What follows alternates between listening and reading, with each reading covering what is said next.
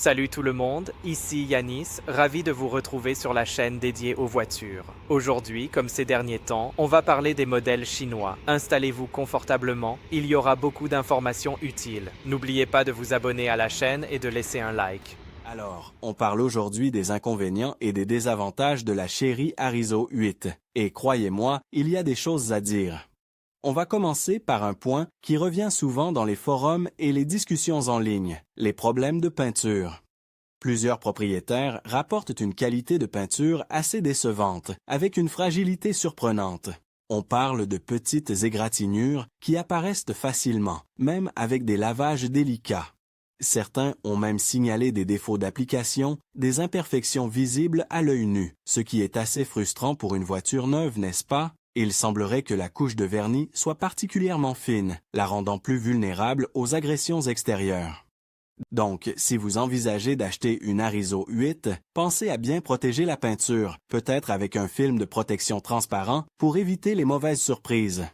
Passons maintenant au siège conducteur. Beaucoup de critiques pointent du doigt le manque de confort sur les longs trajets. Le maintien latéral n'est pas optimal pour certains, et le rembourrage, bien que confortable au premier abord, peut se révéler un peu ferme après plusieurs heures de conduite.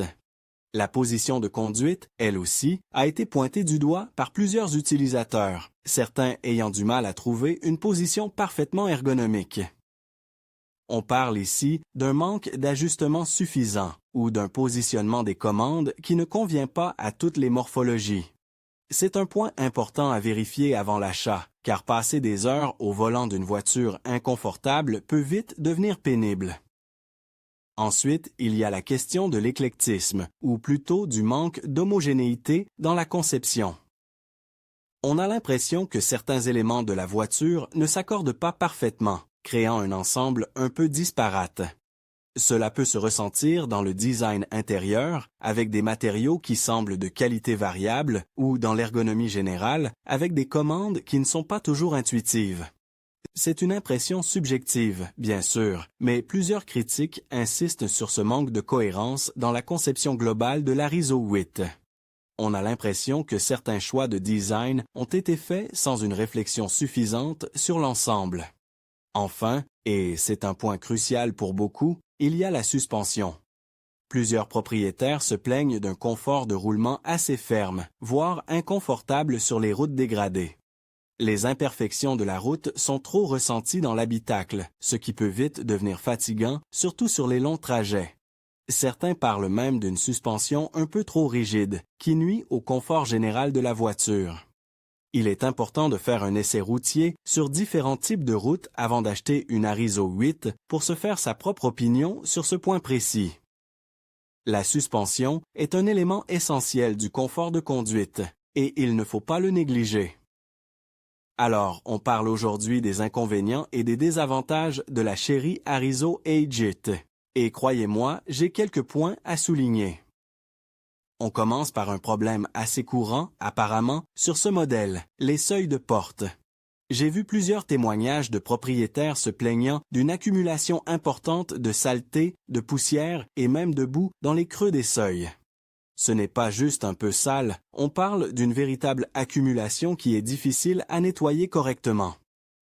L'espace est mal conçu, il semble, et ça devient vite un point noir, surtout pour ceux qui vivent dans des régions plus humides ou qui utilisent régulièrement leur voiture sur des chemins un peu plus accidentés. On se retrouve avec des traces tenaces et franchement, ça gâche un peu l'aspect général de l'habitacle. Il faut vraiment faire attention et nettoyer régulièrement, sinon ça risque de devenir vraiment inesthétique. Passons maintenant au système multimédia. Là aussi, j'ai relevé plusieurs points faibles. Plusieurs propriétaires rapportent des bugs logiciels, des plantages intempestifs, des difficultés de connexion avec les smartphones via Android Auto ou Apple CarPlay. Certains ont même signalé des problèmes de lecture audio, des sauts inopinés dans les morceaux de musique ou des difficultés à naviguer dans les menus. La réactivité n'est pas toujours au rendez-vous, et pour une voiture de ce prix, c'est assez décevant. On s'attend à une expérience utilisateur plus fluide et plus agréable. Il semblerait que les mises à jour logicielles ne soient pas toujours efficaces pour résoudre ces problèmes, ce qui est assez préoccupant sur le long terme. Ensuite, il y a quelques points concernant la finition intérieure. On a constaté quelques défauts de garniture, notamment au niveau des plastiques. Certaines pièces semblent mal ajustées, avec des jeux visibles entre les différents éléments. On ressent une certaine fragilité à certains endroits et on a l'impression que la qualité des matériaux n'est pas toujours à la hauteur des attentes. Ce n'est pas catastrophique, mais ça reste un détail qui peut agacer, surtout quand on compare avec des concurrentes dans la même gamme de prix. On a l'impression d'un manque de soin dans la finition, ce qui est dommage. Enfin, parlons du coffre à bagages. Si l'espace de chargement est correct en termes de volume, l'accès n'est pas des plus pratiques.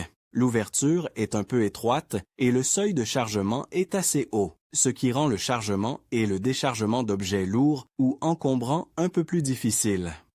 On aurait apprécié une ouverture plus large et un seuil de chargement plus bas pour une meilleure ergonomie. C'est un détail qui peut paraître mineur, mais à l'usage, ça peut vite devenir gênant, surtout si vous transportez régulièrement des objets volumineux. Il faut vraiment faire attention à la manière dont on charge le coffre pour éviter de se blesser au dos.